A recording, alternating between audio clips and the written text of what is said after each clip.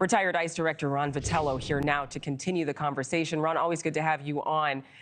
And sanctuary cities obviously have really been in the news quite a bit because of their policies and outright defiance of this new administration. I believe we have a soundbite with Tom Homan. Let's watch. Sanctuary cities are sanctuary for criminals. I'm glad we got Pam Bondi running the DOJ now. Sanctuary cities are sanctuary for criminals, make that clear. Sanctuary officials say, well, we want victims and witnesses of immigration crime to be free to come to the police and without fear of us working with ICE. That is such crap.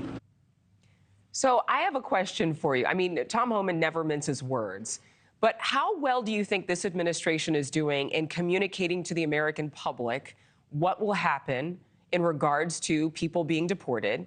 And what grade would you give the American media for telling the story about what the administration is doing about immigrants who are criminals in this country? Well, I would give the media an F, and I would give the administration an A. There is historic levels of low activity. People crossing the border illegally is down almost 100% since the last administration.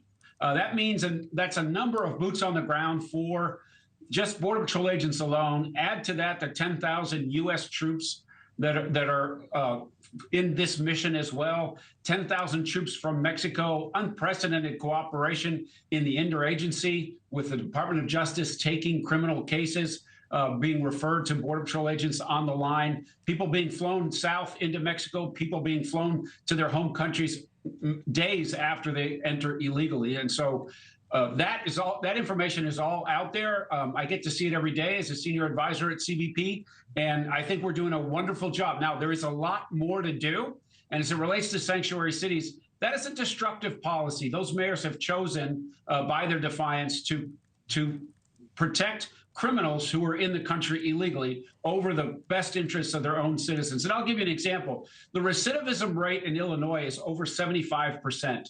In the city of Chicago, it approaches 90%. What that means is people who commit crimes and are arrested are likely to commit more crimes. And so Chicago and Boston and Denver and other places choose to put people back on the street when they know full well there's a high likelihood of them committing crimes again in the communities in which they live.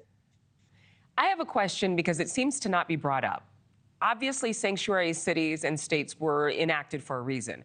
But with this new administration, could there be a chance that federal law changes? Or what about the supremacy clause to actually strengthen their resolve for making these states and cities do what they want?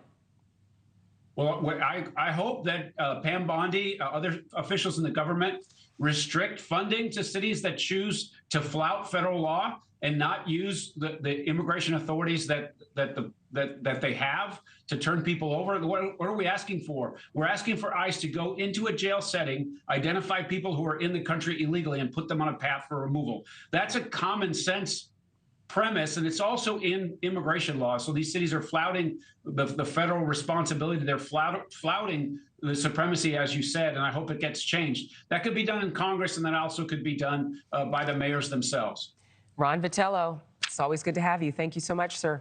Thanks so much for watching. Go to joinnn.com to find NewsNation on your television provider.